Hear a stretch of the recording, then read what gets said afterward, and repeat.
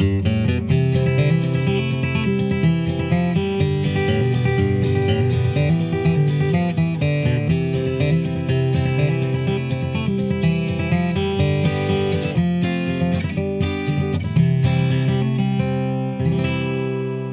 back to the Mildew Twang Outdoors podcast, where we chronicle our time spent in the Delta, the swamps, the piney woods, and beyond.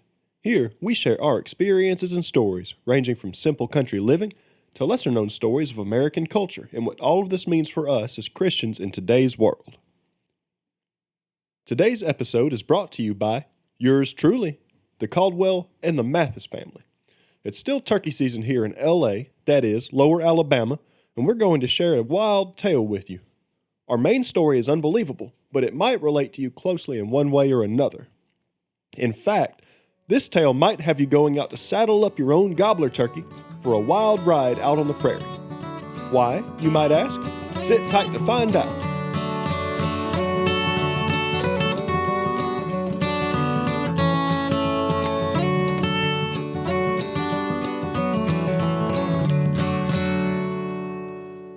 Before we jump into the key story of the day, however, I want to update you on how my turkey season has gone so far. Or my lack of turkey season, as it might be, up to this point in time. You see, on the Saturday before the season opener in Alabama, I went out and sat to listen for a bird. I had a large gobbler turkey pinpointed, and he had been roosted in a spot that I was intimately familiar with. We've chased many turkeys through that bottom over the years, and I stayed with him long enough at a distance to cover the ridge that he would be walking down, and I knew that on opening day, all we had to do was set up on that ridge and call or no calling, he would walk right to us. Opening day came around, and we were faced with a dead silence. In fact, I don't believe we heard a bird that day.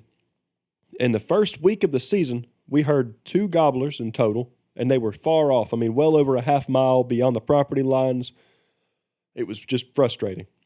Well, the end of that first week, I decided to go set up where that gobbler turkey had been, and I managed to call up a young Jake. He was down at bottom, and I didn't realize it was a Jake at the time. I heard a hen working, and I figured I would just try to call her and agitate her. Perhaps that gobbler would follow her up. So I pulled out my old Lynch's foolproof box call and proceeded to cluck and yelp and scratch and purr and work her in such a way that I agitated her enough that she came up the hillside. Everything worked according to plan, and she came out about 8 feet from us, from me and my daddy, and we had a wonderful morning watching her. And lo and behold, a Jake followed her up the hill, and he lit up in a tree right above us, and we watched him for another 15 minutes before they decided to ease off through the bottom. A wonderful morning, but no shebang with a big old gobbler. Well, a week or so goes by. Work has been busy this year. In fact, this is usually our slow time, and it has been unbelievably busy. And then we've had some personal setbacks. We had the passing of our dog, and we had several other personal issues with folks we're close to, medical emergencies. So my turkey season was already limited. But the end of that second or third week, Dad and I go back out. We knew that there was a specific point we would listen for gobblers on, and we heard one working no more than 250 or so yards to our southwest. So off we go, traipsing through the woods. We set up what we believe is about 100 yards from that bird. And before we know it, we see a hen light down probably 30 yards from us. She flew out of a young pine and hit the ground. So, well, I guess we're a little too close, right? We decide to ease off the road a ways and sit down in the yopine thicket.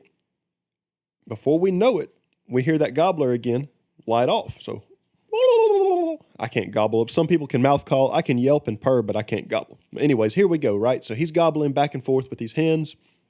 And pull out that box call as well as a tungsten surface call, courtesy of John Sinclair's Custom Calls. They're wonderful. Check his stuff out.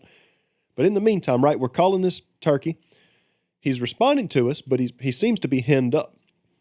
Well, over the course of about half an hour, he works his way closer and closer. And like the first go-round, instead of trying to work him, I started working his hens, get them riled up, and here comes hen out in the road.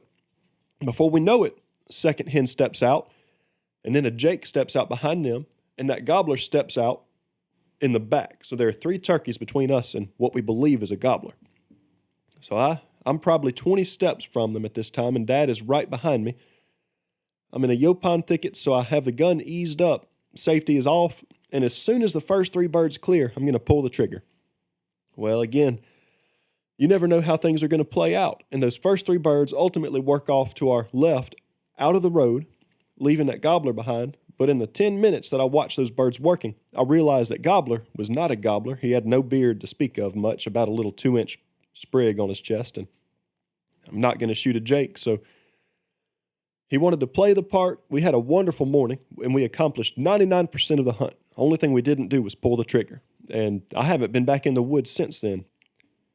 I will say, though, that this past weekend, near the end of April, my wife and I went up to Savannah, Georgia to visit family, see some folks while we were dealing with a medical situation, and on the way back, we were nearing Columbus, Georgia, the Alabama-Georgia state line. We saw a giant bird fly across the road. Now, I forget what road it was right there, but a giant bird fly across the road, and it was about the time that bird hit the tree line I realized it was a big gobbler turkey. His beard was flayed back with the wind, his wings were outstretched, and he was just hovering across the highway there. Now, this was about 1 o'clock in the afternoon, I believe, and I have never before seen a turkey flying across the highway in the middle of the day. But they keep taunting me, and we have about a week or so left in our season here as of the recording of this podcast, so maybe I'll get you a good report, maybe I won't. Either way, it's an adventure, and I get to live vicariously through the stories of others, as you will see here shortly. Enjoy.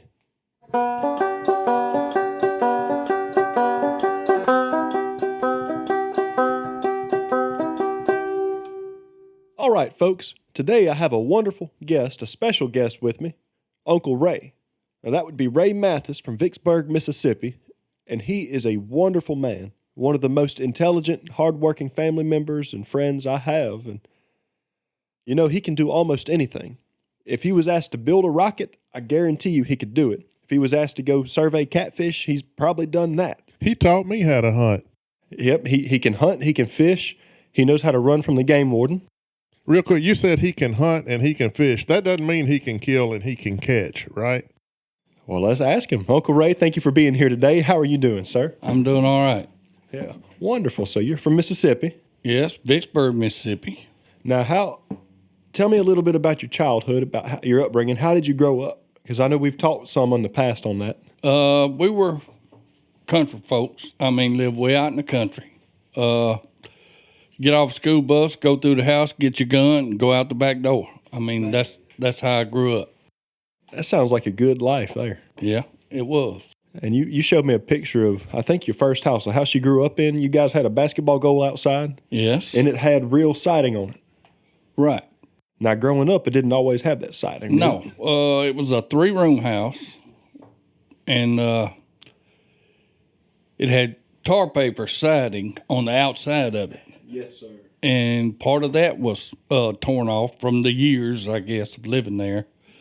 And it was a 3-room house. Yeah. It had a 1-bedroom that 6 of us slept in. Okay.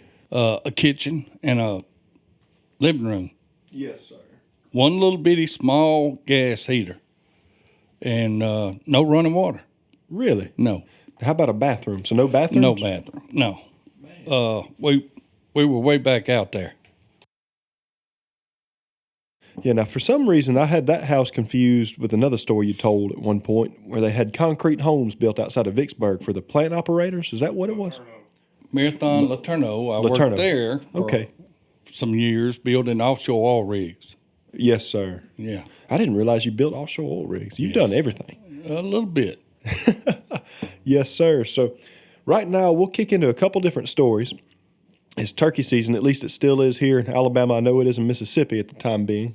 I don't know if it will be when we publish this podcast. So for you guys out there that think we're breaking the law, we're recording this on April 21st. So that's our little caveat, right? Wonderful. Now that we got the legal stuff out the way, I hear that you have a tremendous turkey story.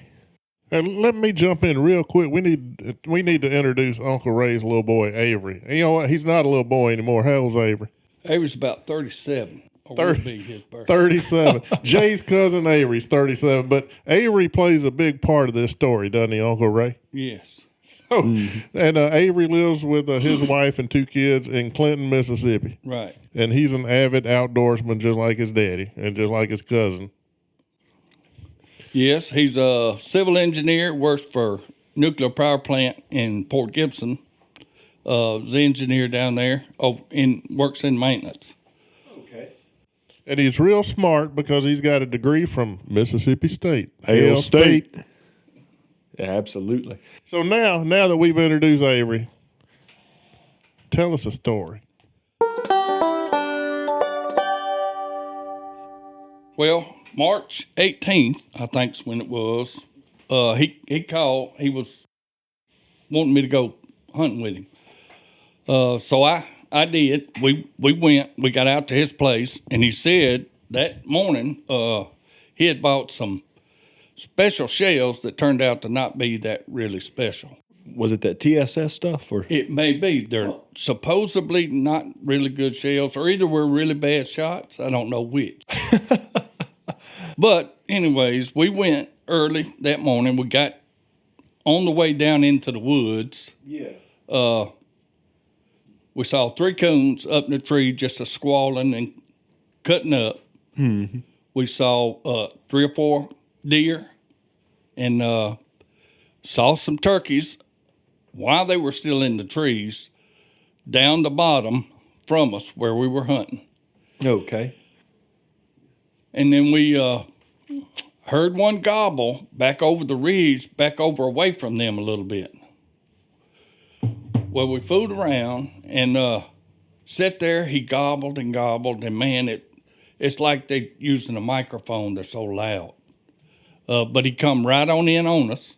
So Avery was talking to him? Avery does all the calling. He's the one that sweet talks. He's a pretty good caller, I take it. I guess so. The turkey came. So yes, he's a lot better than if I tried to call it. But the gobbler came on probably within 30 yards of us, maybe a little closer. Yeah. And it was a good bit of brush still between us and him. We could see the gobbler. And then he turned and went straight back out of there the way he came in there. So we thought our hunt was over. So we gathered all our stuff. We got the decoys, made our way back to the truck, back across a big field, and unloaded our guns, put them in the truck. How much time had transpired from when you got there to when you got back to the truck? Oh, it's probably 2 hours at least. Okay. So it's getting may have been a little longer. It's getting late in the morning anyway. Right. So, anyways, it was probably 10 o'clock in the morning, so it may have been 3 or 4 hours, 3.5 hours. Anyways, we back at the truck. I took off my coveralls and my jacket, and I had on sweats, white sweatpants. And you weren't hunting snow geese? No. I should have been maybe once I got back to the truck. But for some reason, we heard a turkey gobble across the road on some other property. And so Avery had a little bugle call that a fella made for him. So he used that bugle call and called, and they gobbled. And he said, "Daddy, it's 2 of them. Get your clothes back on." So then the race was on. So we hurried up, got our clothes back on, got a couple of shells, is all we grabbed, a couple of shells. And we started running back to his property in the woods up on the hill. And we sat down, and he'd call and they'd gobble. And I mean, they was cutting up. We saw them come down the other side of the road. We was probably 45 yards off the road, but we could see them, the white heads, when they come down the fence row. They came on the side of the road where we was. And I was sitting, he was sitting to my left. And there was a big cedar log in front of me with the turkeys come on up there, and they went behind that log, and I didn't have a shot. So Avery, he cut loose.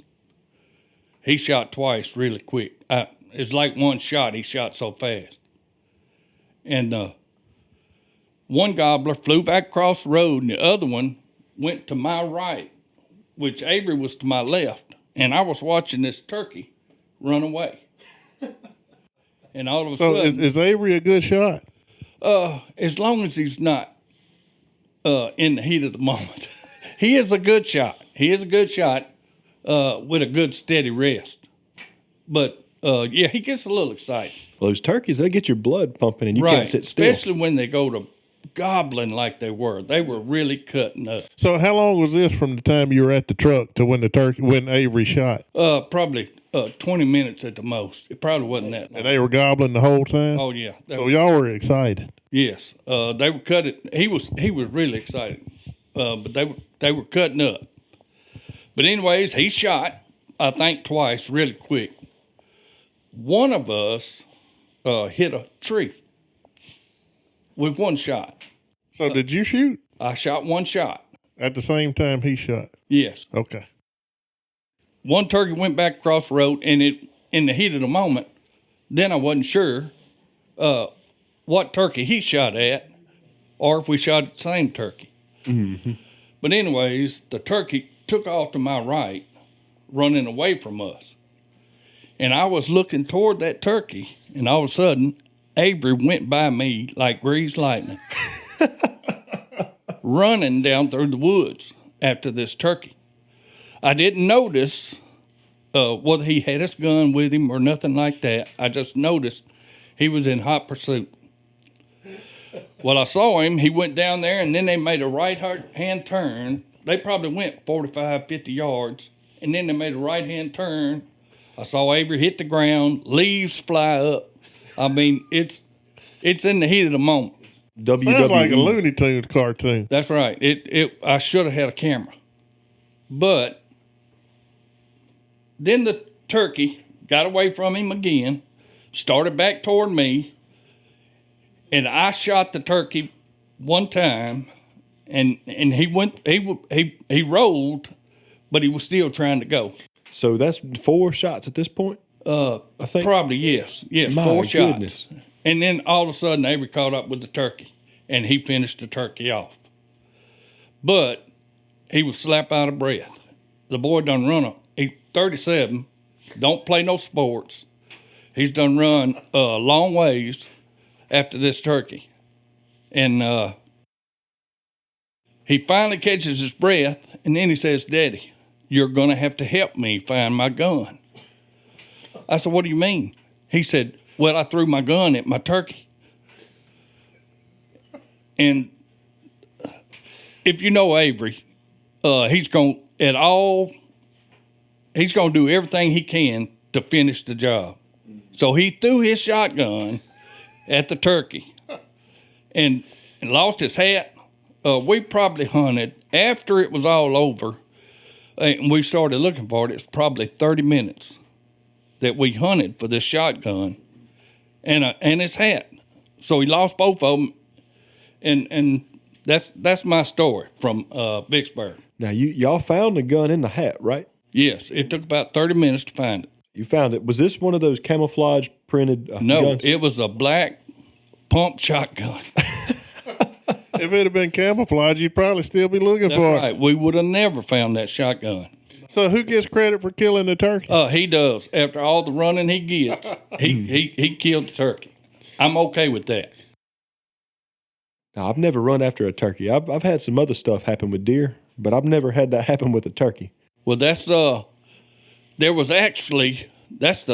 were 2 gobblers, and one other time, a few years before that, we had killed a double, he and I.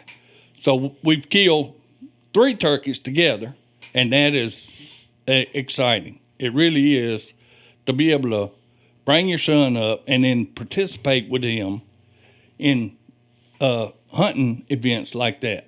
Oh, yes, sir. So do you think turkey hunting might be a little more fun than deer hunting? Yes. It gets your blood pumping. Now, is it worth the cost of the turkey meat by the time you're done with it? Yes. He said it was delicious. I have not tasted not one little nugget. He didn't share that after all that work? Not one nugget. Man. Oh, fried turkey breast, that's the best stuff I've ever That's eaten. right. It blows deer out turkey. the water. Yes, wild turkey is good as there is. Yeah, what we do you have a way that you typically cook it? He fries his turkey. and it's really good.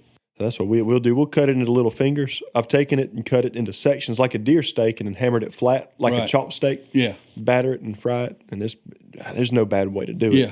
I did try to smoke one. I think it was last year. I took half the breast and I was going to smoke it, butterflied it out, wrapped it around cream cheese, and it tasted great. But that was the most dry turkey I've ever eaten in my life. It's worse than any baked Thanksgiving turkey you could eat. Yes. Wild turkey is good as there is.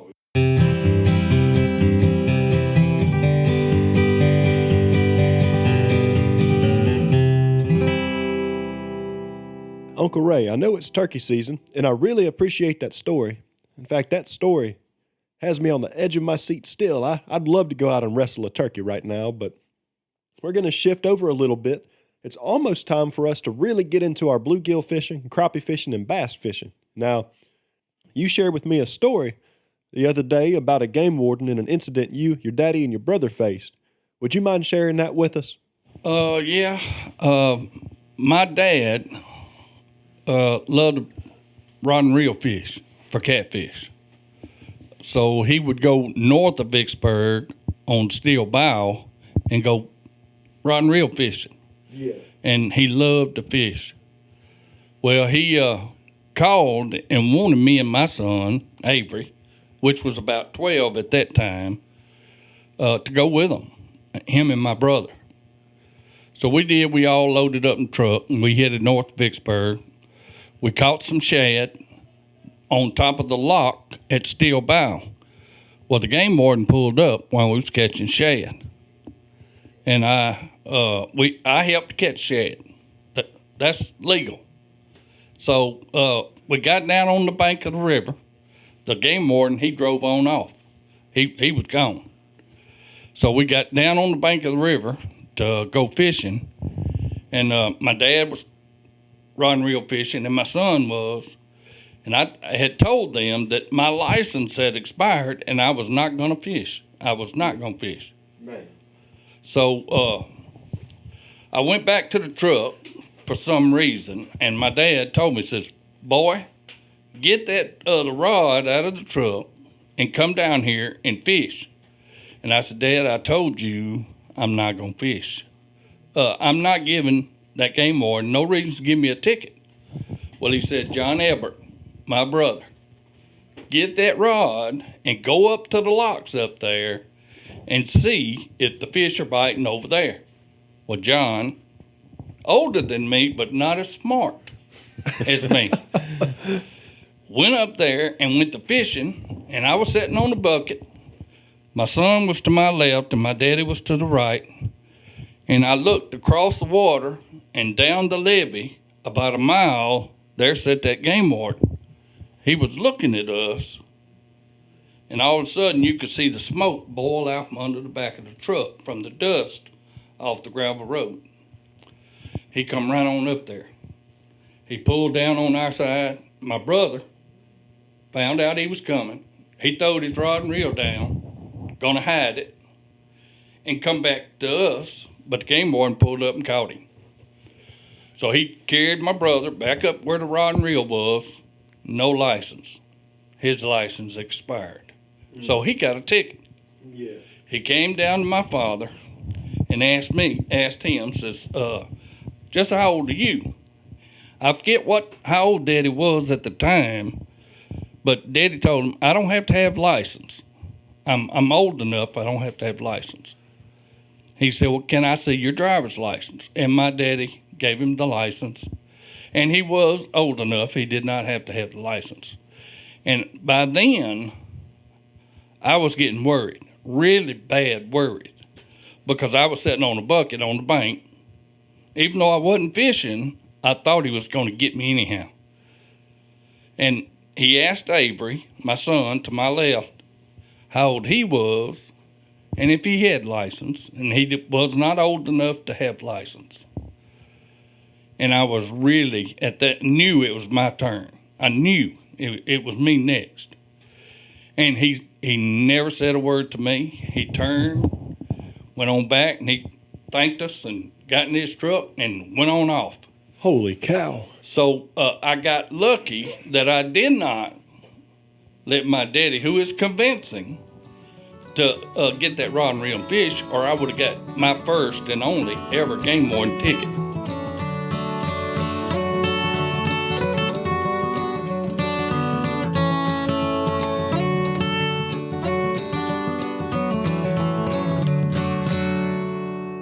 Turkeys, catfish, and game wardens. What more could a country boy want? You know, if Hank Williams Jr. had written this song accurately, it wouldn't be shotgun, a rifle, and a four-wheel drive. It would be turkeys, catfish, and game wardens. I guarantee it.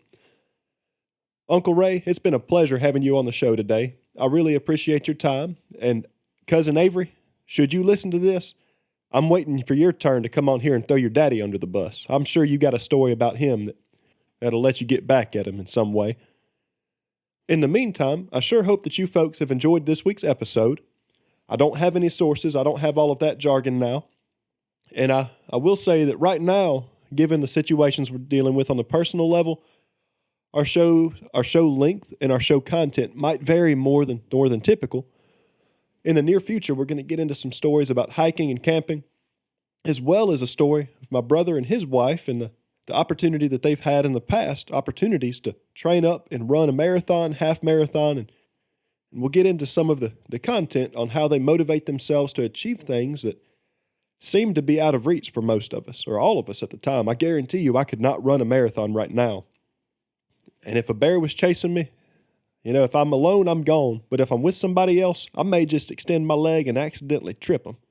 No, I'd never do that. I'd just fight that bear head on like Hugh Glass. If you have any questions or comments, reach out to me via Spotify Podcast or Apple Podcast. Please provide us feedback so we can continue to develop our show for you.